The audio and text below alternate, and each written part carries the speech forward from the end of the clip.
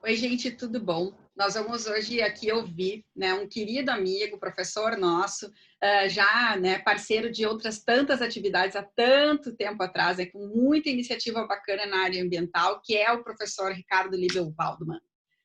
O professor Ricardo, eu vou tomar a liberdade aqui de diminuir um pouco o currículo dele, né? Mas ele é mestre em Direito pela URGS, é doutor em Direito pela URGS, é coordenador do mestrado em Direito e Sociedade da Informação da FMU em São Paulo, é professor nosso aqui na casa, né? Um querido amigo e vai conversar com a gente um pouquinho sobre meio ambiente digital e sociedade de informação. Primeiro, Ricardo, eu gostaria de te agradecer muito, né? Porque, de fato, eu sei o quanto que tu tem de atividades, eu sei a situação da família e a gente sabe a situação especial que a gente está vivendo. Então, eu te agradeço muito ter encontrado um tempinho aqui para conversar com a gente.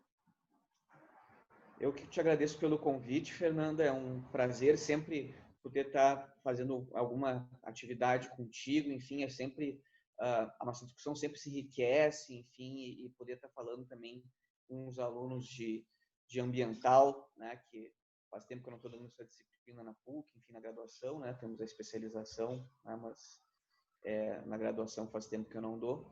E então, bom, prazer. E como a Fernanda falou, eu estou coordenando o mestrado em Direito da Sociedade da Informação na FMU em São Paulo. E lá, esse tema da sociedade da informação, né, me fez refletir sobre algumas semelhanças importantes que existem entre as problemáticas decorrentes da sociedade da informação e os problemas ambientais, né? E como e o professor Fiorillo há muito tempo já fala, né, no meio ambiente digital, baseado lá no artigo 216 da Constituição Federal, como parte do meio ambiente cultural. Então, a sociedade da informação, ela mostra como realmente existe esse meio ambiente digital, como ele é importante na nossa sociedade.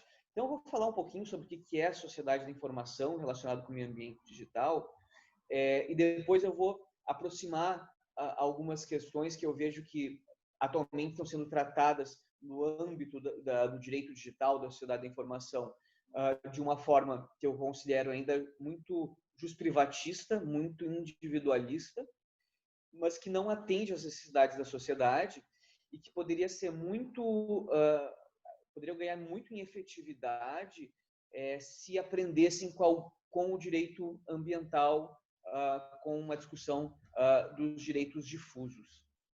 Tá? Bom, então, a sociedade da informação tá, é um nome que surge no Japão na década de 60. Né? Em outros lugares, ela foi sendo iniciada como chamada sociedade pós-industrial, ok? E ela reflete esse momento da história em que nós temos que a principal riqueza, né, ela deixa de ser a máquina, a indústria, né, a principal fonte de produção de riqueza, ela deixa de ser a máquina, deixa de ser a indústria e passa a ser a informação. Né? Nós temos uma capa da Times, se não me engano, há algum tempo atrás, falando um novo óleo, né? Os dados, a informação são um novo óleo, né?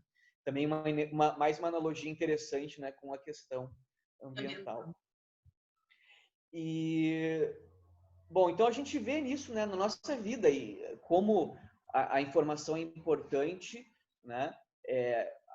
Como ela gera riqueza, a gente sempre dá aqueles exemplos, né? A maior empresa de transporte do mundo não tem um veículo, a maior, né, que é a Uber, ou era há pouco tempo, a maior empresa de hospedagem não tem um quarto, que é o Airbnb.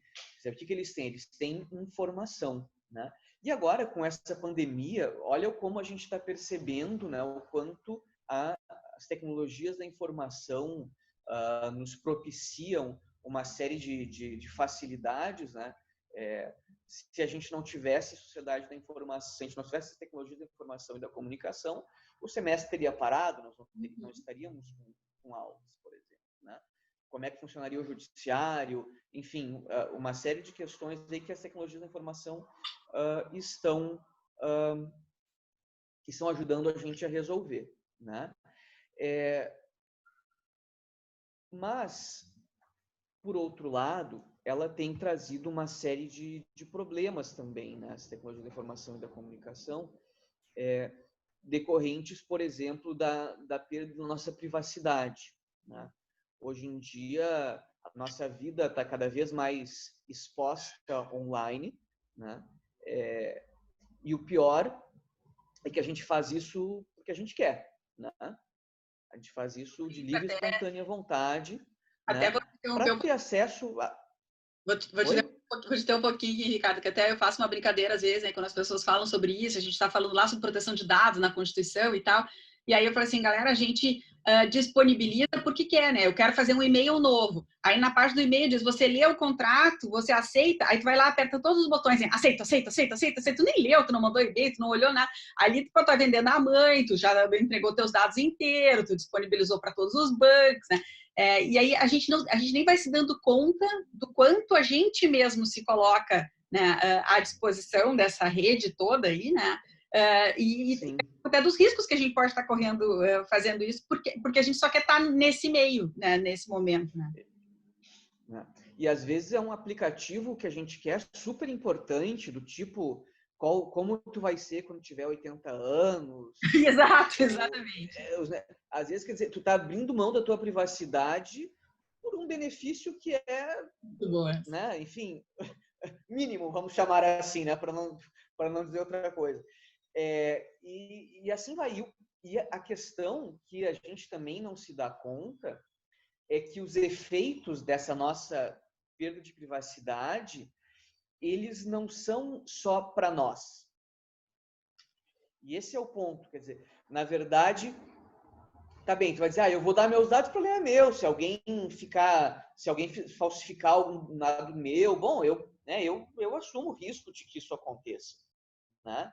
Então a gente acaba tendo essa visão, né?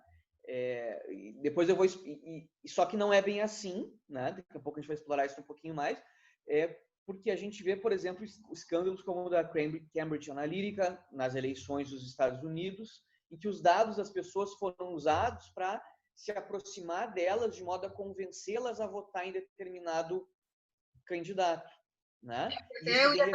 Até ia te fazer uma provocação pegando esse gancho, porque a gente fala em informação e sociedade de informação, enfim, mas a gente também tem, além da questão da perda da privacidade, quando, né, a gente conversou sobre isso, me vem na cabeça sempre a questão da qualidade da informação e para que tipo, né, a gente está fornecendo esses dados, que tipo de pessoas, né, ou empresas, enfim, vão chegar na gente, e a gente não tem garantia nenhuma, a gente tem muita informação e a gente não tem garantia nenhuma de qualidade, fidúcia, né, daquilo que a gente está recebendo.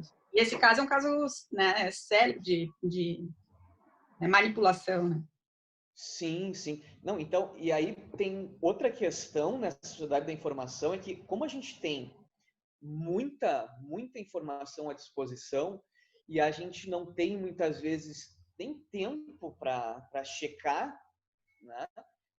A gente acaba caindo naquele fenômeno da pós-verdade, né? O que é essa ideia de pós-verdade, né?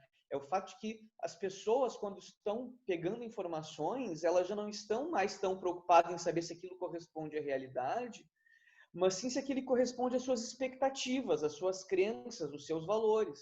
Então, se tu acha, se chega lá uma notícia sobre sei lá, o Bolsonaro ou o Lula, né? Se tu é favorável ao Lula e tu vai ver uma notícia favorável ao Lula, tu não vai te preocupar se é verdade ou não é. Tu vai compartilhar, tu vai achar bacana, e a mesma coisa com relação ao Bolsonaro, né? Então, essa ideia da pós-verdade é isso, quer dizer, a gente está tão assoberbado com informação que a gente perde até o estímulo para se preocupar com a verdade real daquilo, né? E aí a gente pode entrar numa roubada muito grande e colocar outros, né, nessa roubada, né? Influenciar muitas pessoas negativamente, reforçar as chamadas bolhas, né? Porque também outro aspecto que colabora para isso é que a gente sabe que os algoritmos das redes sociais, eles funcionam de tal modo que eles vão mostrar para ti aquilo que tu curte mais. Então, eles vão reforçar cada vez mais aquelas tuas crenças. Que não importa se são verdadeiras ou não, né? O que importa é que a gente criou, né, a concepção de verdade daquilo, não importa se é verdade. Né? Exatamente. E o que acontece também é o seguinte, aí tem outro fenômeno que é o seguinte, as pessoas, nesses debates políticos, elas talvez sem se dar conta disso e por uma série de fatores, elas acabam assim, se alguém começa a publicar textos que eu não gosto, se alguém me critica ou critica as posições que eu defendo, as pessoas vão lá e excluem esses como amigos, não são mais meus amigos. Cancela, né? E aí, aí na tua timeline, no teu feed de notícias, tu cada vez mais só vai ter pessoas que pensam como tu.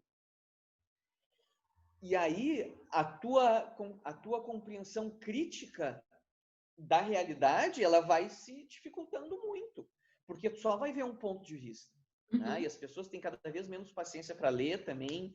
Então, esse é um meio ambiente, esse digital das redes sociais, né? Que vai se poluindo, né? Com ódio, né? Com discurso de ódio, com opiniões sectárias, né? Que não estão abertas a ouvir quem pensa diferente, né? Para o diálogo, né? Tu Então, sabe, Ricardo, pegando o teu gancho ali de novo, porque esse teu tema eu acho genial mesmo, assim. E aí, às vezes, as pessoas perguntam, mas a conexão com a questão ambiental, né? Se a gente for pensar os principais conceitos, né, que envolvem, quando a gente fala, qual é o conceito de ambiente, né? Bom, o ambiente é o lugar onde a vida acontece. Nada mais tão, né, tecnologia da informação e espaços virtuais como o que a gente está vivendo agora, né? A nossa vida acontece em vários momentos hoje nesses espaços, né? sim. Hoje os teus amigos estão nesses espaços, os conhecidos, os que tu critica, os que tu gosta, os que tu te aproxima. Então, para criar isso que tu tá chamando a atenção, né? Essas bolhas aí que impedem que as pessoas tenham um pensamento crítico sobre a realidade, é fácil, né? Sim, exatamente. E só para reforçar também essa questão da relação com a questão ambiental, né, se a gente pegar lá o artigo 216, que ele vai falar do nosso patrimônio cultural brasileiro, né, ele coloca lá no inciso 2º que se incluem, né, nesse patrimônio cultural brasileiro os modos de criar, fazer e viver. Onde a gente cria, onde a gente vive, onde a gente faz as coisas hoje em dia? Na internet, né? Então, claramente é um meio ambiente. Isso, a gente está no meio ambiente aqui, né? Falando, né? Aquilo que o Pierre Levy também chama de cyberespaço. Né? O cyberespaço é o meio ambiente digital, né? Então, a gente... e, claro, e tem a cybercultura que vem com esse cyberespaço, os valores que vão surgindo daí. Dentre eles, essa questão da pós-verdade, da irrelevância ou das pessoas estarem pouco preocupadas, melhor dizendo, com a privacidade, né? Uma sociedade mais que o Pierre Levy era muito otimista com relação a esse cyberespaço, mas a gente está vendo como um lugar de união, né? Mas a gente está vendo como um lugar às vezes de desunião, né? Um lugar de ódio, né? Enfim, são desafios. As tecnologias da informação e da comunicação, elas nos dão ferramentas para a gente buscar viver melhor, né? Se a gente vai conseguir realmente fazer esse bom uso ou não, aí é uma responsabilidade nossa.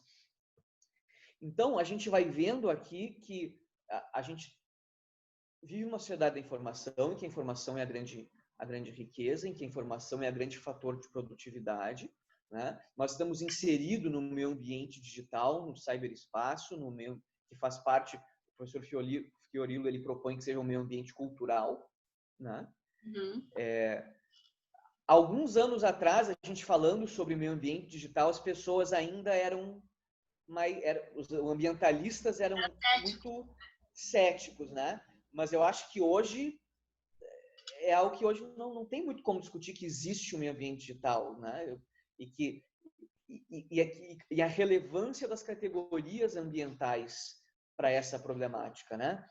E aí eu vou para um segundo momento de falar sobre a questão da proteção de dados, né? A gente tem a nossa LGPD, Lei Geral de Proteção de Dados, que não sabemos quando vigorará, mas que ela tem um enfoque sobre a proteção de dados muito individualista, muito privatista, me parece. Tá? Em que sentido? Basicamente, a questão é, se o sujeito concordar que os dados deles possam ser processados e transmitidos, tudo bem. Tudo ok. Né? Só que o efeito que esses dados têm para a sociedade como um todo são enormes. Né? Vamos falar aqui de alguns deles. Né? Falei da questão da política. Né? Os próprios números de celular, contas de WhatsApp, etc., né? Como eles não podem ser usados para fazer disparos de fake news, por exemplo, numa eleição. Né? Ou quanto as tuas preferências no Facebook, em outros lugares, não podem te denunciar tendências que depois vão ser usadas contra ti, no sentido de te estimular a votar em determinado candidato, porque vão te repassar determinado conteúdo. Eles estudam tudo isso. Ou até te Na verdade, de determinadas discussões ou de determinados espaços em razão de um posicionamento que aparece nesse meio digital, né? Sim, sim, sim. Mas eu digo assim, mais do que isso, a gente no Cambridge Analytica eles usaram as informações para programar as pessoas. Não, né? Quer dizer, a gente acha que está decidindo. Manipulação Mega Blaster, né?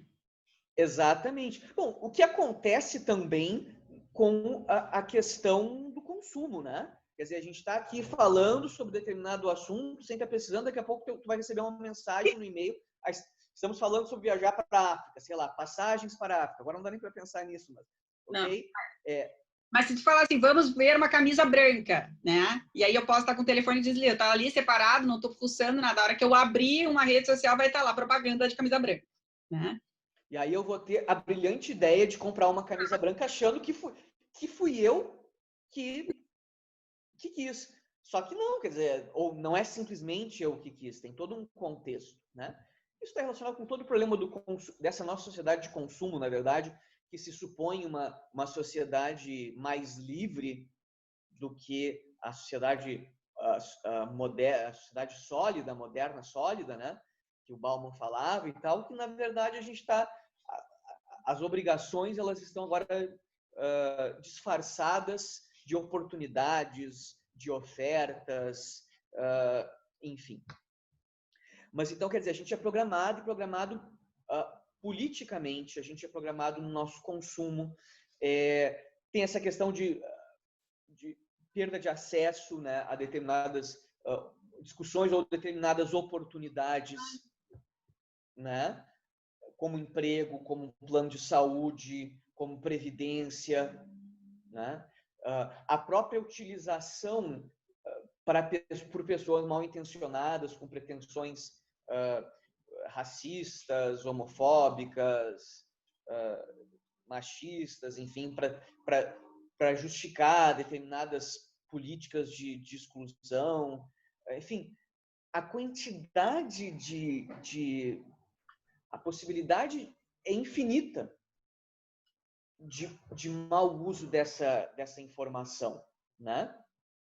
E acho que tu Então, tocou num ponto, desculpa, Ricardo, tocou num ponto ali que eu acho que é bem bacana, e essa conexão, né, do ambiente com o ambiente mesmo, né? É porque a gente enxerga aqui que a questão de pensar em empatia, solidariedade, fraternidade, né, é um espaço que tem que ser focado na terceira dimensão, né? Não pode ser lá na primeira, né, que eu brinco que é o direito do umbigão, né? Só penso no meu próprio umbigo. Então, se eu liberei o dar, tá ok. Não, nem deveria estar ok, porque se é direito de personalidade, eu também não poderia estar dispondo dessa maneira de qualquer jeito, de qualquer forma, né? Sim, verdade. A gente está vivendo uma grande distorção, na verdade, né? Porque aquilo que o Bauman fala, né, no Vida para o Consumo, né, a gente vira mercadoria. Uhum. Então, tá tudo à disposição. Está tudo à disposição. A nossa personalidade, a nossa vida, os nossos órgãos, o nosso futuro, tudo à disposição. E aí a gente tem visto, né, até com relação aos dados que a gente estava falando agora, falando dos nossos, mas às vezes até os dados que nos disponibilizam, né, para a gente se posicionar sobre algumas coisas, né? Então, a gente pode, por exemplo, na questão ambiental, vou dar um exemplo, para pensar que, lembra da discussão que a gente já teve desde o ano passado do aumento ou da diminuição do desmatamento da Amazônia? Né? O satélite mente ou o satélite diz a verdade? Quais os dados que são verdadeiros? Né? Quem que está dizendo a verdade? Então, assim, aí só ali já se cria um outro polo de discussão, né, que acaba todo mundo esquecendo a floresta. Né? Aí as pessoas começam a abrir as coisas, a floresta desaparece nesse meio. Né? Agora a gente está tendo a questão da informação dos contaminados pelo Covid-19, dos que morreram com o Covid. Informa, não informa, desinforma, tira, coloca, sai, número. Mas isso não é só dado, né? Isso, na verdade, é o que vai dizer: libera o comércio, tranca o comércio, libera a escola, tranca a escola. Então, eu preciso de fidúcia nessa informação. Né? E a gente manipulando esses dados, na verdade, a gente pode estar prejudicando um país inteiro, ou, no caso, o mundo inteiro, né? Sim, sim. É verdade. Então, o que acontece? Aí vem a nossa LGPD, claro que ele está falando de dados pessoais, né? Mas e coloca em termos privatísticos realmente a questão. Então, e aí eu acho que a gente poderia ganhar muito vendo o direito à privacidade como um direito difuso, talvez. Uhum. Porque talvez a gente tenha um direito difuso à proteção da privacidade, porque a gente precisa que todo mundo que a gente tenha um ambiente de proteção da privacidade, de modo a que a gente seja seguro quanto relação ao Estado Democrático de Direito, né, com relação a um consumo sustentável, enfim, a uma série de questões, né? Então, a gente vê aí a necessidade de pensar categorias da sociedade, do direito ambiental para a sociedade da informação. Por exemplo, né, é um princípio que eu trabalho muito, o princípio da precaução, né? Quer dizer, como é que tu vai definir uma política de dados sem pensar, sem o princípio da precaução?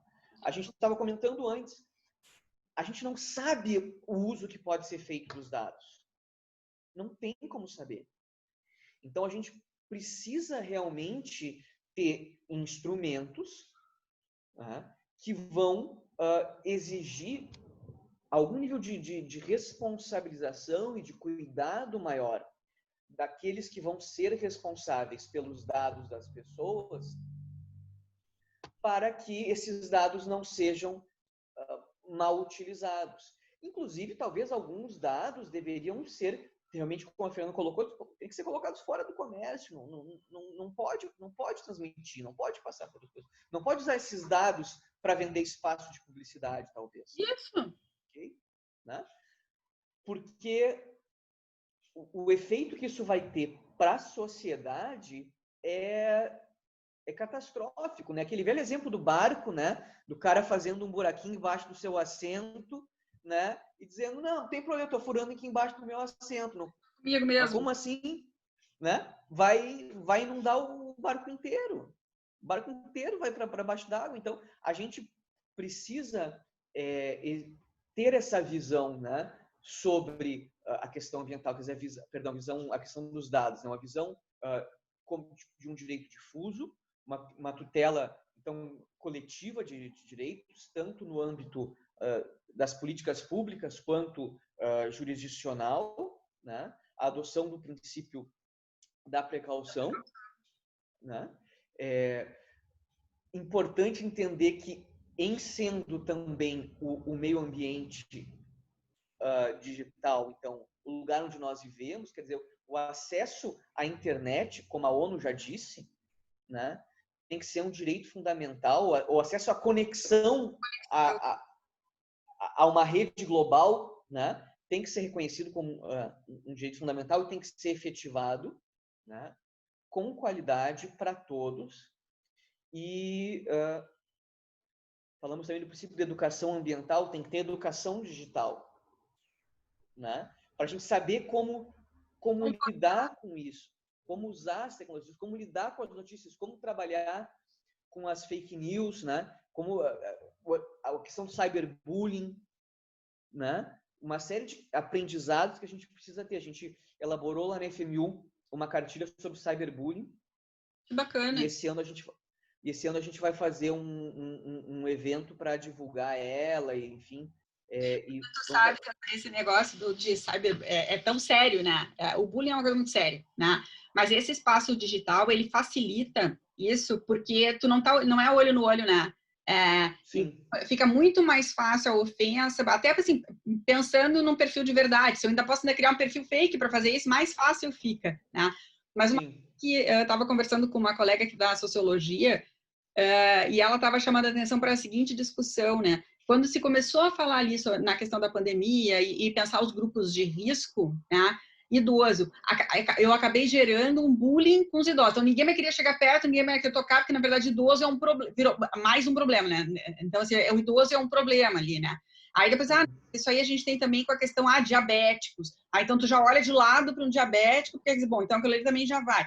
Então, assim, pessoas obesas, bom, então aumenta a gordofobia. Então, se criou ali vários espaços que, na verdade, a internet propicia que isso se propague, né? Sim, sim.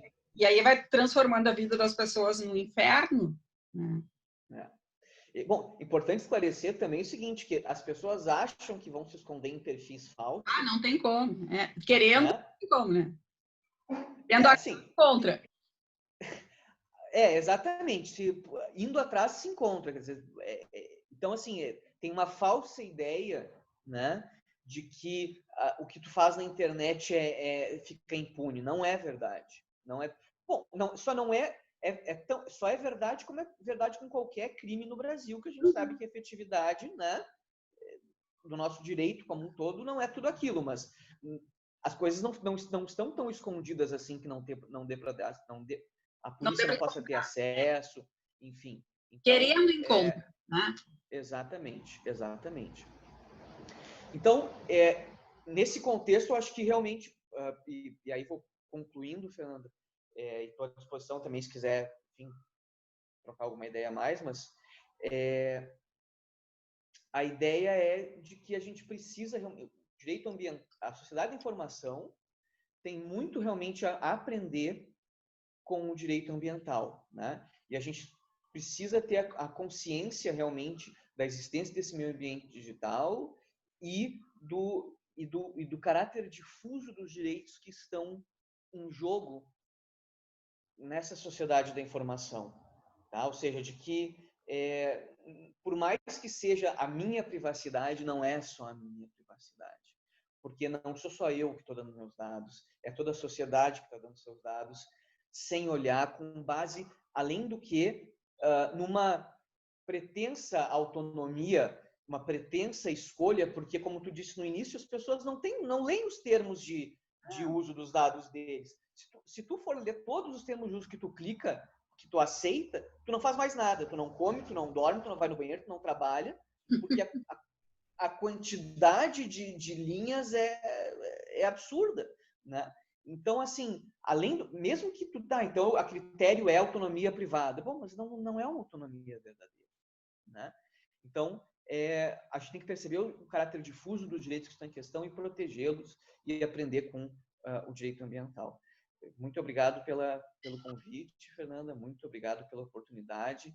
Tá? E estou à disposição também de quem tiver interesse em também discutir o tema da sociedade da informação. E pensar, e daqui a pouco estudar sobre isso, porque quanta pesquisa bacana, né, Ricardo? Olha, eu te confesso assim, que te parabenizo assim pelos links e as conexões aí que estão sendo realizadas pelo trabalho na FMU. Essa conexão é muito importante. o direito ambiental ele é jovem e ele, ao mesmo tempo, já está conseguindo dar tanta base para a gente pensar para os mais jovens ainda, né? Como é o caso da gente pensar a questão aí, né, dos dados, das disponibilidades e dos impactos. E essa tua sacada com relação a falar sobre esses dados, mesmo que meus, né? Mesmo privado, com o olhar dos direitos difusos, talvez seja o que a gente esteja precisando enquanto sociedade, né? Voltar a enxergar as relações de coletivo, ou enxergar pela primeira vez, né? Mas enxergar as questões de coletivo, né? Enxergar mesmo, quando a gente fala em direitos de solidariedade, não é só para botar bonito, né? Quando a gente vai lá explicar Sim. alguma coisa, né? Que isso passa, de fato, a ter algum efeito, né? Mas muito bacana mesmo. Parabéns pelas pesquisas, parabéns mesmo. Obrigado. Tá? Obrigado. Muito obrigada.